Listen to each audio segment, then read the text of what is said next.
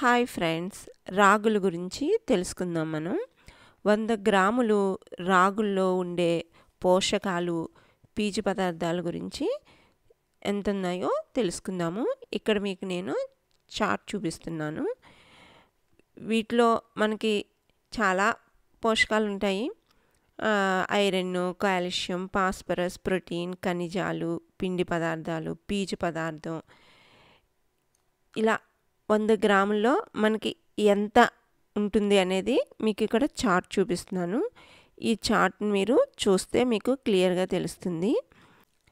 రాగులను మనం ఏదో విధంగా ఉపయోగించుకొని మనం తీసుకుంటే వాటి వల్ల మనకి హెల్త్ బాగుంటుంది కనుక అప్పుడప్పుడు రాగి జావని, రాగి లడ్డు, రాగి ఇడ్లీ, రాగి దోశ, రాగి చపాతీ ఏదో విధంగా అప్పుడప్పుడు వారంలో ఒకసారైనా, కనీసం వారానికి ఒకసారైనా వాటిని తీసుకోవడానికి మనం అలవాటు పడ్డామనుకో మన హెల్త్కి మంచిది.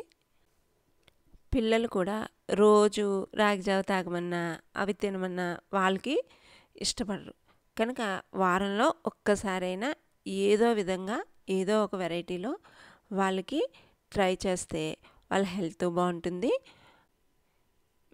నేను చెప్పింది మీకు నచ్చితే ఈ విధంగా ఫాలో అవ్వ చూడండి. Thank you for watching.